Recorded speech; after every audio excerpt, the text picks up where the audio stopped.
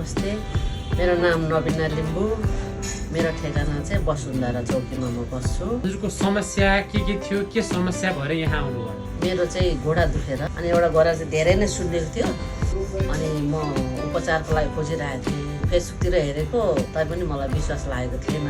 अनि एकजना बहिनीलाई सोधेको मैले, भन्नुभयो त्यहाँ गङ्गापुर चोकमा चाहिँ छ एउटा आयुर्वेदको, त्यहाँ चाहिँ घुँडा राम्रो हुन्छ। म त्यहाँ 2-3 दिन जाँदाखेरि चाहिँ एकदम मेरो घुँडा ठिक भएको छ दिदी, अब त्यहाँ गएर एकचोटि बुझ्नु त भन्नुभयो।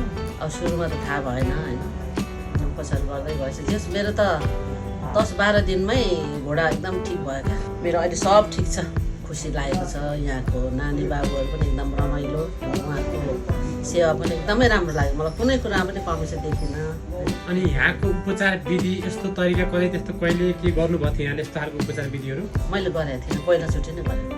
अनि हजुरले जुन समस्या ठिक भयो, कति 100मा कति % ठिक भयो हजुरको समस्या? 100मा त मेरो अब 95% नै ठिक भयो। 5% चाहिँ होला अलिअलि। अब त्यो मान्छेले हुँदैन फेरि निको हुँदैन भन्छ नि, तर मान्छेको मनमा विश्वास पनि हुनु पर्यो।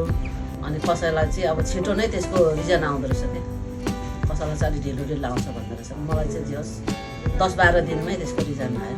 अनि अरू जस्तै समस्या भएको नेपालमा धेरै छन्। अब मान्छे एकदम घुँडा दुख्यो भनेर मान्छे अपरेसन गर्न लागेका छन्, औषधि खा निको बन्न घरमा बसिरहेका छन्, धेरैलाई समस्या छ। अरू जस्तै बिरामी भएका, अरू जस्तै गाह्रो भएकालाई के भन्न चाहनुहुन्छ? म त भन्छु त्यो न्यू लाइफमा गयो भने तपाईँहरू निको हुनुहुन्छ, त्यहीँ जानुहोस्। तपाईँहरूको पैसा पनि फेरि जाँदैन होइन, पैसा दिए अनुसार उपचार चाहिँ एकदमै राम्रो छ भन्छु। यसमा सबैले उपचार गर्न सक्छन्।